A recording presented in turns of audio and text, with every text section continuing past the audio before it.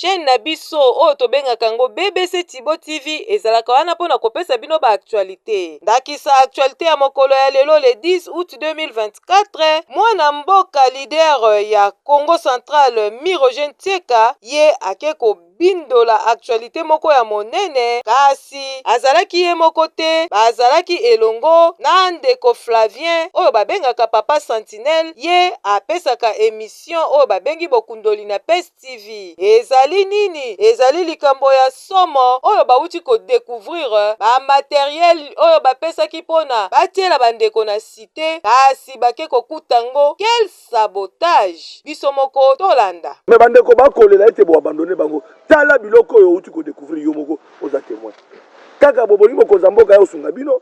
Bino mo bane Congo bovandi na biloko bobomba yango bakongole bakoyeba te. Peta na molile ko eza na Kisantu. Est-ce que ça bino sonité bino mo bane Congo? Tobenga à Bedachou, à Luka 55 000 $, na place où l'État a bimisi plus de 10 millions pour l'électrification yange bana nino et 55 000 $. Oui, ils ont beaucoup escroqué. Mais on doit interpeller le DG de la SNEL. Oli les ali, bozali, tout le monde va transformer, tout le monde va transport, tout le monde va câble. Alors, déjà SNEL, moi n'amboka ndeko Lusinde. Mais voilà. On a pas interpellé moi n'amboka Jalingeti. Aïba, miso n'amboka bimi, mais ezo sa musa nangote. Est-ce que mbongo bima pour na makambo wana, ils ont affecté na musa nango? Papa. Alors, ce sont des choses détournées, moi je pense. Et ça, biloko détourné. Biloko, ils ont pour la boue, ils ont tala biloko. Depuis de 8 ans. 8 ans, depuis 2016. Depuis ma transport. Oui, mais que bisotan ontolobaka, et ça par rapport à la réalité à terrain. Les lots 8 ans à terrain, au moni yango. Bate belo au mona bango bazolo ba on représentant population représentant à comment na terrain te. Mais bon moni oyo to ça. Mais bozana ba élu, bozana ba député provinciaux, bozana ba député nationaux, oyo bazali ya awa na Kisantu bozali ba député.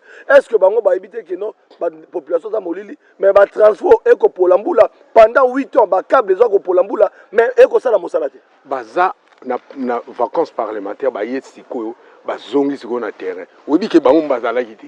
O bakoti tozana honorable Michael Lukoki, tozana honorable Serlin Gonda, tozana ba honorable Mususu oyo bakoti sika. Bakoti sika. Mais ya mawa ezali tokaki ba corruption na ba 100 000 $, tokaki ba corruption na ba pona mutu aleka tu gouverneur mutu aleka sénateur na ba 120 000 $, 150 000 $. Mais pona toute une agglomération pour développer le secteur mobimba. Biloko nyonso ba millions ya l'État ya contribuable bimi bazui ba sali détournement. Ceux qui tozaki na pays moko sérieux lelo déjà SNEL na asa ozare mais vous asa ya kokangama. Oui, c'est détournement. Alors c'est détournement. Ndeko Jila Lingete ngongo ngoyo parce que ba kongomani balobi ba nginga bona clair mbongo bima tala biloko zali ko tula zali ko pola est-ce que mbongo ebima na muso alita soki eza solo et ça la muso parce que preuve ko obi conteneur mobimba ndeko omoni 8 ans conteneur oui conteneur on a 40 pieds ils en a accessoires tout il y a raccordement ya ba cité nyonso tous les poteaux sont là donc et loko ezangi ezate za main d'œuvre kadiaka o ba ko futa muta ko sala musala pona ko les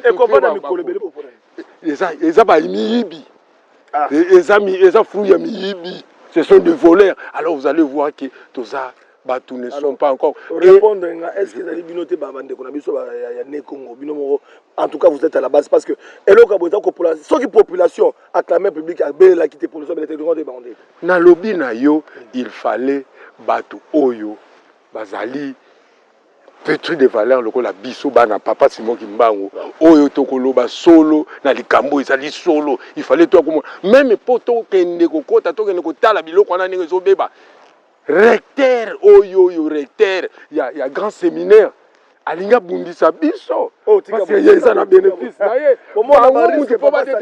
omoni alinga bundisa biso abimisi ba étudiant na ye babe bazotanga kuna parce que y a zo bénéficié parce que dans son intérêt na contrat na baonde ba signer biloko wana soye pour la kuna et ça c'est quelque chose que nous devons dénoncer. Nous avons aussi des abbés clergés médiocres. La médiocrité c'est quoi? La médiocrité, c'est quoi? Voilà. Ezali quand on a solo té. Ozo sala makambo monique makambo eza mabe o dénoncer message to lancer na moko. Ce sont des corrompus. Même bato bazo bomba ngo, par recteur wana ce sont des corrompus. Tout le monde sont des corrompus.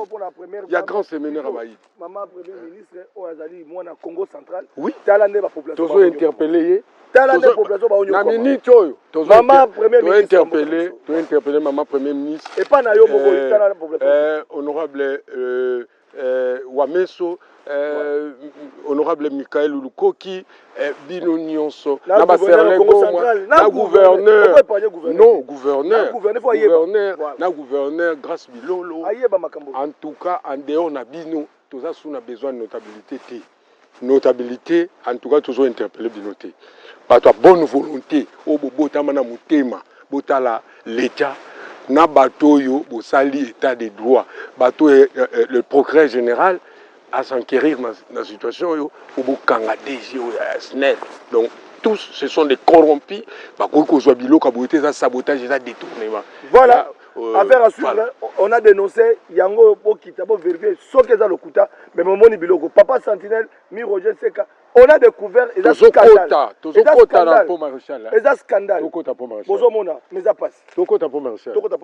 Merci beaucoup. Kakande toyebisaka bino mwana mboka Mirogen Tieka oyo azali na société civile azali wana pona kotala biloko ya mabe pe kozwango kofunda pe kolakisa ngo na population pe azali kobenga mokonzi ya mboka na IGF baleka na kotala kaya bosoto boye. Merci beaucoup bo s'abonner massivement na chaîne na biso BBC Tibo TV ezalaki wana ngai wa bino de servante Bibiche Tibola.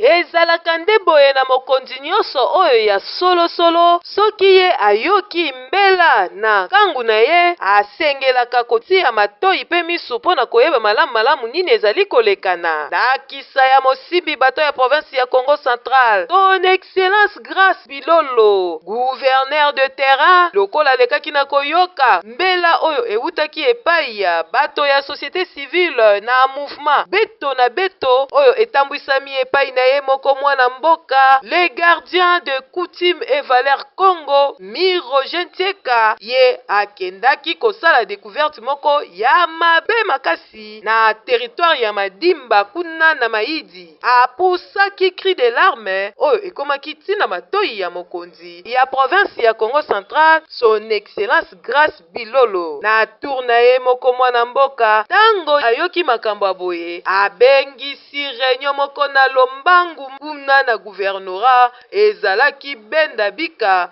atondisamaki na mawa pe pasi na motema tango ye ayoki makambo ya beboye oyo ezali kofrene province na ye. Gouverneur Grace Bilolo abengisaki ministre ya énergie ya province ya Congo Central, abengisaki directeur provincial ya SNEL, abengisaki pe moponami ya Madimba honorable Yobila po ete makambo ezali kosalema na circonscription na ye. Asukaki wana te alekaki pe kobengisa lisusu vice gouverneur ya province ya Congo Central Prosper Tela bazalaki wana pona kolakisa ete bango basepeli te pe bazali kolala te tango bayoki mbela ya ndeko Mirogen Tieka na ba réseaux sociaux pe na chaîne YouTube ya BBC Tibo TV epesaki pasi kasi epesaki pe esengo na komona ye moko babengaka ye papa Sentinelle abelemaka wana pona kokengela malamu po soki akangi aleka na kopanza sango na kombo ya ndeko Flavien oyo apesaka émission bokundoli na chaîne na biso PES TV azalaki wana penza pe akontribuaki pe na ide na ye liboso ya mwana mboka motambwisi province ya Congo Central, son Excellence Grace Bilolo. De awa mwana mboka gouverneur Grace Bilolo Maswami asepelaki pe na réunion oyo alekaki na kobengisa ye moko oyo azali ko garder ba valeur na coutume ya bane Congo nyonso, initiateur ya mouvement beto na beto azala wana na équipe na ye mobimba baleka na kopala alola maso oyo ezali koleka. Kasi na pasi ya gouverneur alobi ete makambo oyo epesi ngai pasi, kasi nandimi ete nazali na bato oyo bandimi kotambola na nsima na ngai totombola province ekende liboso lokola ye moko mosimbi baton ya République démocratique du Congo son excellence Félix Antoine Tshisekedi Tshilombo azali kolinga. Directeur provincial ya SNEL Congo Central alekaki na kotalisa po ete ezalaki penza mobange na demande d'explication. J'ai été invité hier par son service protocole me demandant d'être là aujourd'hui au plus tard 10 heures par rapport à un dossier qui a fait un buzz dans les réseaux sociaux. Il s'agit bien entendu du dossier du projet Maïdi, du grand séminaire de Maïdi dans la Lukaya, dans les secteurs de Madimba. Donc, il y a eu toute une équipe d'une association, de l'association Beto na Beto, conduit bien entendu par le président ici à mes côtés à gauche, G8, qui est allé découvrir par rapport à lui des matériels SNEL qui semblent être donc abandonnés dans la brousse là-bas à Maïdi. Et puis il a lancé des cris d'alarme pour que ces matériels soient utilisés en urgence, et que ça puisse traîner et moisir là-bas. Et voilà, je me porte encore garant par rapport à ça parce que ça me tombe vraiment à point nommé. À cette époque-là du projet, pour avoir aujourd'hui la première lampe de Maïdi allumée, en ce moment-là, c'est moi qui en étais le chef de projet. Donc SNEL a eu à faire amener ces projets difficilement, avec des moyens de bord, avec ses fonds propres. Et voilà qu'à un certain niveau, on s'est arrêté à Maïdi parce que ça réclamait beaucoup de dispositions à prendre et beaucoup de moyens. Et voilà que, avec l'avènement des ANSER, l'Agence nationale pour l'électrification, les services donc de l'électrification rurale, avec son avènement, on a demandé à ce que SNEL puisse lui verser tous les projets qui vont dans ce cadre-là. C'est comme ça que parmi les 12 projets dans son portefeuille aujourd'hui, il y a aussi le projet de Maïdi Ngeba Linfou qui a été retenu pour les Congo central. Pendant la réunion, il y a le DG SNEL qui était aussi en train de traiter la même question ensemble à Kinshasa avec le ministre de l'énergie et puis la direction des ANSER et toute l'équipe SNEL. Ils se sont dit que ces projets désormais, par rapport à ces cris d'alarme bien entendu, doit maintenant être mené, je voulais dire, en mode d'urgence. C'est comme ça que le ministre de l'énergie a parlé avec le ministre des plans pour décaisser en urgence déjà cette semaine les fonds attendus pour ces projets. Donc la rétrocession est déjà acceptée. Si jamais ces fonds sont disponibles cette semaine, au plus tard la fin de cette semaine, donc les travaux reprennent. De awape lokola ye atambolaka na komite na mobimba. Secrétaire général ya mouvement Beto na Beto, Miroger Lombi Mukula. Mwana mboka Miroger aleki na kotalisa tina ya bojalisi na bango na réunion elongo na gouverneur Grace Bilolo. Le Congo central, c'est le pilier du Congo. Et le chef d'État, chaque jour dans le Conseil des ministres, insiste pour ces dossiers de social pour le Congolais. C'est inadmissible, je vous dis, ce que nous avons trouvé à Maïdi. Cette situation s'est datée, c'est là depuis 2016, je vous dis, depuis 2016. J'ai été instruit par mon président, Roger Nseka, G8, pour prendre des informations là aussi. Je fus l'assistant parlementaire de l'honorable Matusila. C'est lui qui avait initié ce projet. Il était ministre de l'énergie. Je connais ces dossiers. Pour alimenter ces Ngeba et tout jusqu'à Ngidinga. Des choses qui se passent, ce sont des détournements, ça je vous dis. Il y a des gens qui n'aiment pas le Congo. je suis ému de joie lorsque nous avons trouvé ces choses. Nous avons directement informé le premier citoyen, notre gouverneur, cher gouverneur.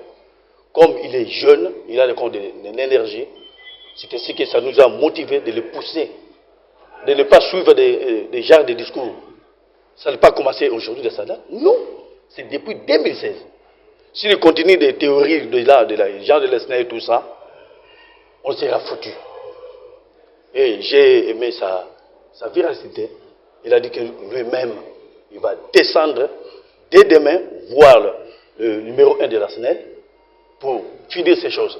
Si nous ne sommes pas capables de le faire, le province a des moyens. Kasi kaka na ba réseaux sociaux bilinga ezali koleka na bato oyo ya mitema mabe balinga lisusu bafrene province pona kolobete découverte oyo ezali ya lokuta. Kasi découverte oyo mwana mboka Grace Bilolo ye moko atie commission mobimba na nzela po ete bakende koyeba pe balandela nini ezali kolekana semaine oyo ekosila te bakomema deja solution na kotia lotiliki na mboka ngeba pe lanfu bango nyonso baza kovivre na population esengeli égalité ezala po soki mboka lotiliki ezali te développement ekozala te. Nzoka susi ya mokonzi ya mboka Fati Beton azali na susi ete développement ekota na mboka na yango wana pe mwana mboka ye moko mosimbi bato ya province ya Congo Central alobi esengeli na mona clair na makambo oyo ya maidi po ete bakendaki kozwa biloko ebele oyo etali lotiliki mpona kotia kura na maidi esengaki kaka mwa lomeya moko ya mokie yango wana biloko oyo evanda depuis le 29 décembre 2016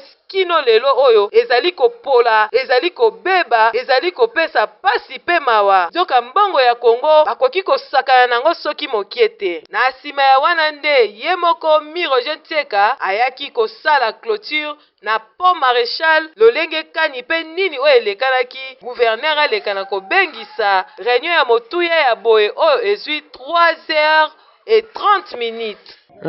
D'abord, tozali satisfait étant mouvement citoyen, société civile, toza très satisfait na gouverneur de la province, son excellence Grace Bilolo. Vous savez, na makamba boye ndeto yebaka nani aza nani.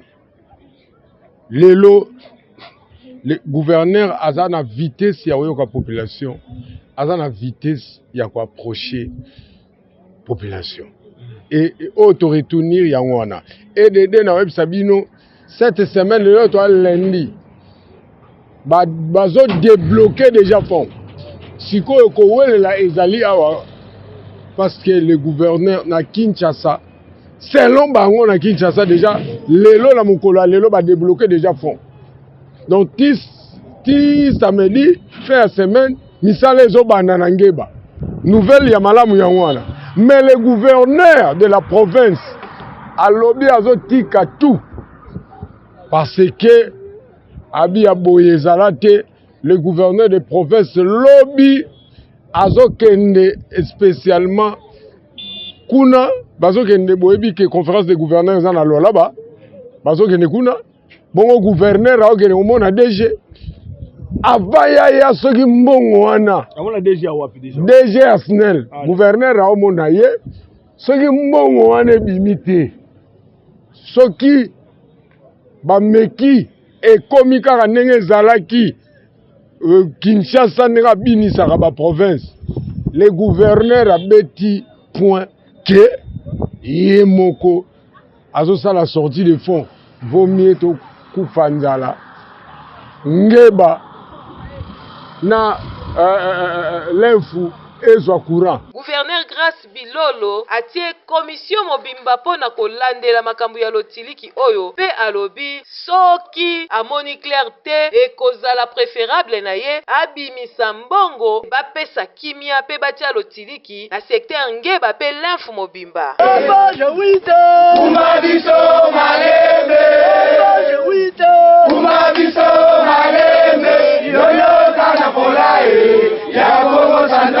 Chaîne na na biso oyo tobengaka ngo BBC Tibo TV ezalaka wana mpona kopesa bino baactualité. Voilà, bambote na bino banso ndenge bolingaka kolanda biso un peu de partout nde toyebisa bino mikolo eza makambo bindola wana eza système ya sika oyo G8 ayeli biso na province ya Congo central mpo alobi trop c'est trop. Lelo oyo kaka ndenge ezalaki wana nde boutaki koyoka mbilinga bakake oyo abetisaki na bareseau sociaux ekomaki ti na yemei. Donc makambo ekweyaki awa penza na province ya Congo central nde abengamaki penza na ekipe ne nyonso na lombangu mobimba po ete alekala kokoma wana mpona koyeba nini oyo eza koleka abetango fara na ye moko numéro 1 ya province ya Congo central. Kasi nde tozoyeba kaka ke papa oyo aza kobindola donc bindola azali wana mwana mboka Flavien azalaki wana po ye alobi ya alupaka eloko te po ye makambo nyonso apesaka il faut mona pe à vivre pe à simbango na yango awa toza kosala restitution ya bipai kani oyo bavuti kokutana na ye moko gouverneur. Merci beaucoup papa Flavien. Voilà bandeko balandi to bango te veza radio te bozali kolanda bino moko masolo ezali kokende beto na beto denge ekendaki ko découvrir makambo ezali ete bandeko balandi esike ba ete makambo etali lotiliki to découvrir ba conteneur ya biloko oyo bato babombaki to bite ezalaki ndenge nini kasi commission salimaki moko lelo réunion ezalaki makasi mwana mboka G8 lelo yokutani na gouverneur province ya Congo central lelo yaki fara mituna pe yano après rencontre ba discussion to retenir ni. D'abord, Tozali satisfait, étant mouvement citoyen, société civile, Toza très satisfait. La gouverneur de la province, son excellence Grace Bilolo, vous savez, Namakamba Boye, Netoye Baka, Nani, Aza Nani. Lelo, le gouverneur Aza na vitesse ya la population, Aza na vitesse ya ko approcher population et auto-retournir yangwana et de na web sabino cette semaine le toi lundi bazo débloquer déjà fond siko ko welela ezali awa parce que le gouverneur na Kinshasa selon bango na Kinshasa déjà lelo na mokolo lelo ba débloquer déjà fond donc ti samedi fin de semaine misala ezo banda na ngeba nouvelle ya malamu yangwana. Mais le gouverneur de la province a lobby azotika tout parce que Abi Aboyezalate, le gouverneur de province lobby azokende spécialement kuna bazokende boyebi ke conférence de gouverneurs en alo là-bas bazokende kuna bongo gouverneur aokende omona DG avaya ya soki mbongo wana amona DG awapi déjà DG Asnel gouverneur aomona ye soki mbongo wana bimite soki bameki ekomi kaka ndenge ezalaki Kinshasa ndenge abinisaka ba province le gouverneur abeti point que ye moko azosala sortie de fonds vaut mieux to kufa nzala ngeba na l'info ezwa courant et puis na situation ya lukala azo trouver là une solution et voilà surtout pe na Manzaboma oui Manzaboma boyoki ke courir kota mais banda kweza wana bat bazo courant chef de l'état ata 30 ata 30 ndangu te siko yango wana gouverneur azwi sous situation wana nyonso ezalaki makambo moko il fallait tozala na gouverneur ou bien gouvernement moko responsable. Moi je pense ce qui gouverneur grâce ndenge pena to solo li ce qui a travaillé ne wana alors nous pouvons nous attendre na développement socio-économique et culturel. Après avoir été choqué, touché, est-ce que Agokita est mort à se renquérir? Agokita d'ailleurs, commission et salami. Commission wana ezali d'abord. Il y a DP Asnel, donc Asnel, gouvernorat où ils ont dirigé na conseil politique, na bango nyonso na directeur ya cabinet, bango nyonso, et puis na société civile oyo eza représentée na beto et na commission de sécurité tokosala descente kuna. Gouverneur a déjà commission, donc le gouverneur est déjà là. Donc gouverneur a déjà là. Ils ont fait là, c'est maintenant babanda. Recteur après 8 ans. Voilà recteur wana courez le quota 8 ans. Le gouverneur ala qui était à côté makambango. Ceux qui c'est le kokité, il y a kokota makambango aussi. Alors ceux qui signal babini si ceux qui nchasse meki kaka ko bini sabo. Comme Messana. Nenge Messana. Voilà bande ko bala di défi ezali lancé par gouverneur du Congo central mona mboka grâce bilolo.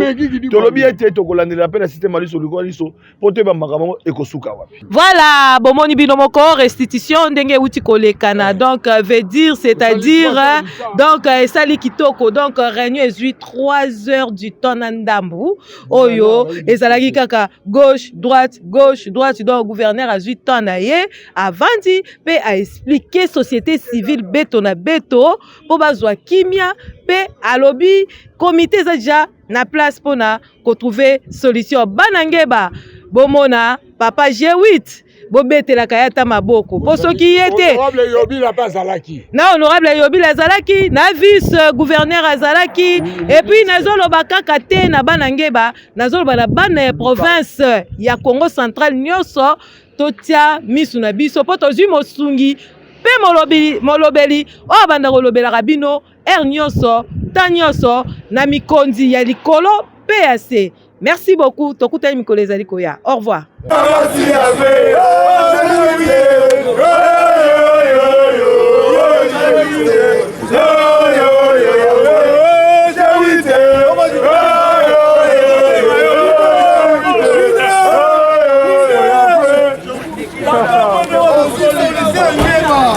Chaîne na biso oyo tobengaka yango BBC Tibo TV ezalaka wana mpona kopesa bino ba actualité.